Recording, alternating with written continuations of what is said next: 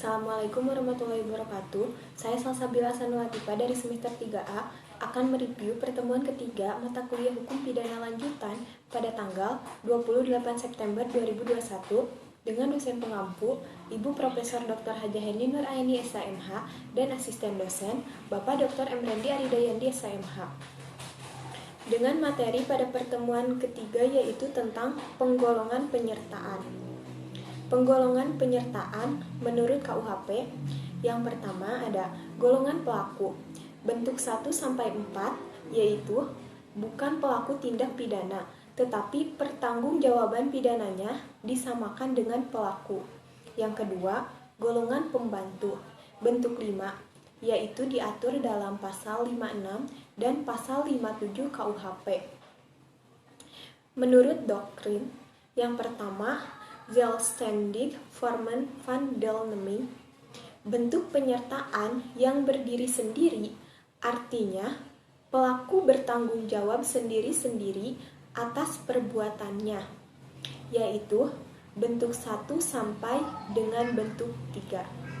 Yang kedua, onzelfstandig vormen van deelneming, bentuk penyertaan yang pertanggungjawaban pesertanya bergantung pada perbuatan peserta lainnya sebagai perbuatan yang dapat dihukum, yaitu bentuk 4 dan bentuk 5. Bentuk 1, Pfleger atau Dader, yaitu penggolongan pelaku yang melakukan penyertaan tindak pidana menurut dalam pasal KUHP. Ini dapat dikategorikan sebagai pelaku tunggal atau dapat juga sebagai pelaku jamak. Atas dasar itu ada dua pandangan. Yang pertama, pandangan yang luas atau ekstensif. Pelaku adalah tiap orang yang menimbulkan akibat yang memenuhi rumusan delik dalam pasal 55 KUHP. Yang kedua, pandangan yang sempit atau redristic. Pelaku adalah orang yang melakukan sendiri perbuatannya sesuai dengan rumusan delik. Jadi pelaku sama dengan dader. Jadi pelaku adalah orang yang melakukan sendiri perbuatan yang memenuhi rumusan delik. Tetapi pembuat undang-undang tidak menentukan secara pasti siapa yang jadi pelaku, sehingga menimbulkan kesulitan dalam praktek. Bentuk kedua yaitu downplegger atau menyuruh melakukan, yaitu orang yang melakukan tindak pidana menggunakan orang lain sebagai perantara. Tetapi perantara itu hanya berperan sebagai alat. Dengan demikian, downplegger mempunyai ciri.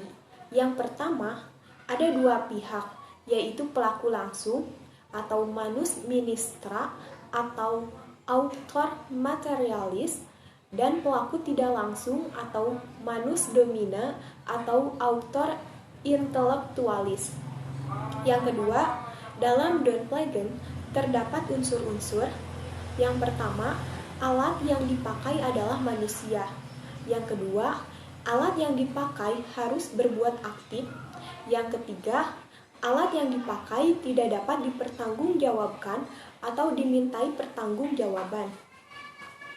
Penyebab tidak dapat dimintai pertanggungjawaban pidana terhadap orang yang disuruh adalah karena orang tersebut hanya berperan sebagai alat atau pelaku material yang didasarkan pada yang pertama, tidak sempurna pertumbuhan jiwanya terdapat pada pasal 44. Yang kedua, adanya keadaan yang memaksa terdapat pada pasal 48. Yang ketiga, ada perintah jabatan yang tidak sah terdapat pada pasal 51 ayat 2. Yang keempat, adanya kekeliruan atau pemalsuan. Dan yang kelima, tidak mempunyai maksud untuk melakukan kejahatan seperti diisyaratkan dalam undang-undang. Sekian review pertemuan ketiga Hukum Pidana Lanjutan dari saya. Wassalamualaikum warahmatullahi wabarakatuh.